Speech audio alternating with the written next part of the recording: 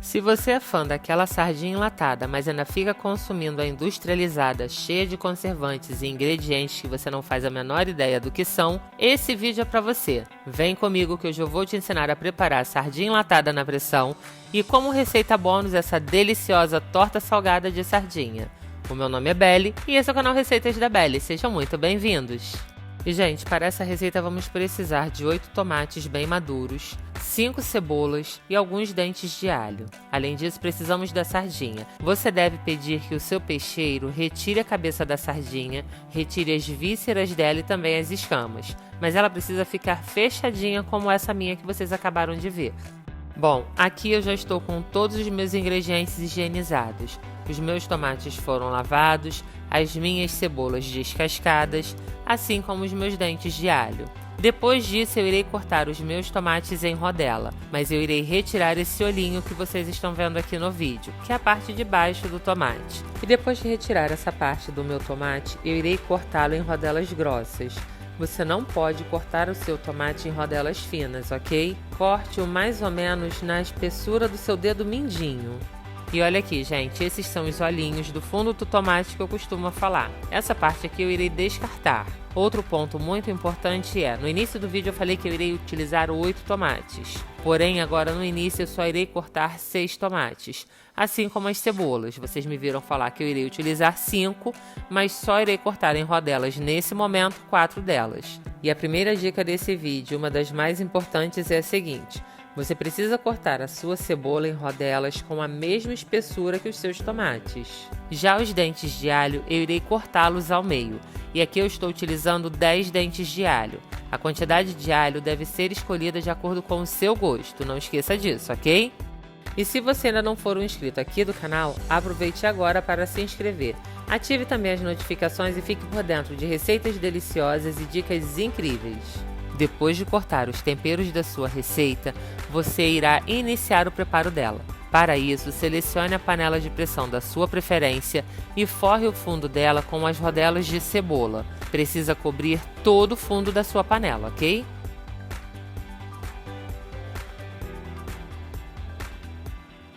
Sobre as rodelas de cebola, você colocará as rodelas de tomate. E sobre o tomate, você colocará as lâminas de alho. Em seguida, você irá dispor as suas sardinhas, da forma que você achar melhor. Procure um jeito de acomodá-las lado a lado, conforme eu estou fazendo aqui no vídeo.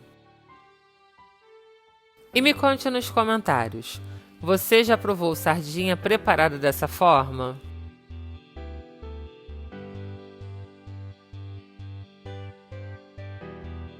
Depois disso, você fará sobre as sardinhas uma nova camada de cebolas. Seja generoso, gente, porque quanto mais cebolas tiver, mais temperadas suas sardinhas ficarão. Depois, sobre as sardinhas, vocês farão uma nova camada de tomates. E sobre essa nova camada de tomates, vocês colocarão mais alho.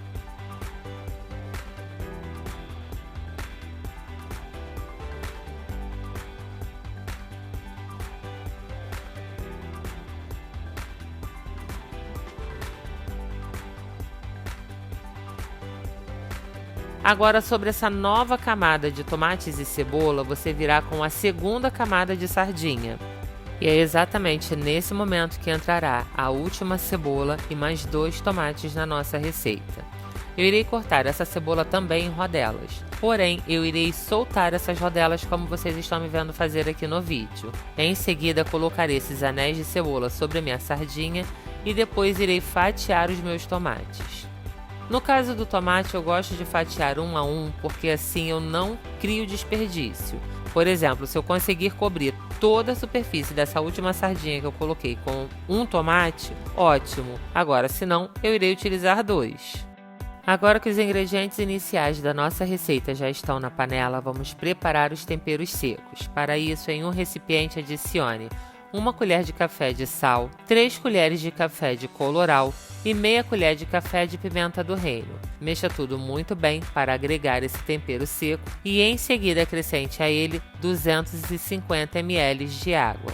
Misture muito bem e despeje na panela sobre os ingredientes que estão ali. Depois de fazer isso, você irá adicionar ainda a essa receita 300 ml de azeite.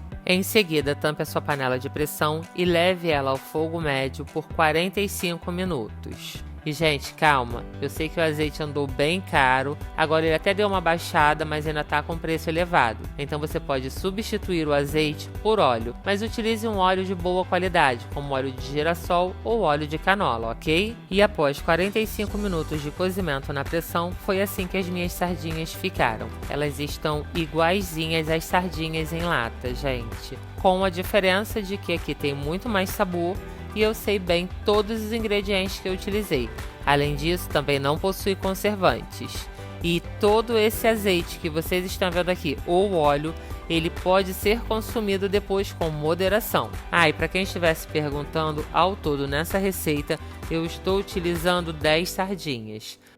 Mas calma aí que o vídeo ainda não acabou. Como eu disse para vocês, além da receita da sardinha, tem uma receita bônus que é essa torta extremamente saborosa. E para o preparo dela, você começará batendo os ingredientes líquidos da sua receita. Para isso, coloque no liquidificador 400 ml de leite, 3 ovos inteiros e 180 ml de azeite. Só que aqui, para incrementar essa receita, eu substituí 120 ml que seriam de azeite por aquele óleo do cozimento da minha sardinha. E o motivo da substituição é simples, gente. Esse azeite, além de estar cheio de nutrientes, está cheio de sabor também. E ele irá elevar a qualidade da massa da nossa torta. Além dos ingredientes líquidos, eu também acrescentei já uma colherinha de café de sal. Agora eu vou bater por aproximadamente 4 minutos esses ingredientes.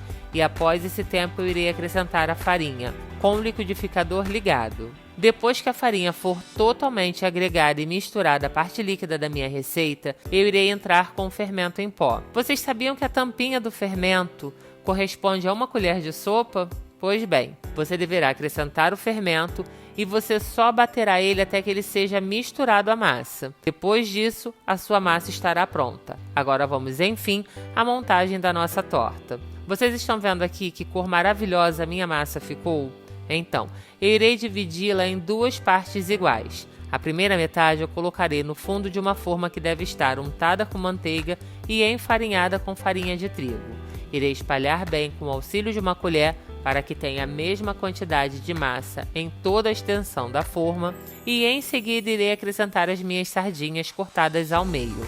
Como eu cozinhei essas sardinhas fechadas, a espinha dela foi cozida junto com elas. Porém, na hora de colocá-la na minha torta, eu irei abrir essa sardinha, irei retirar a espinha e irei colocar as bandas, exatamente como vocês estão me vendo fazer aqui no vídeo. Seja generoso e coloque bastante sardinha. Nas partes que ficar só massa, corte a sua sardinha e coloque os pedacinhos. Da mesma forma que eu estou fazendo aqui, gente. Não tem mistério.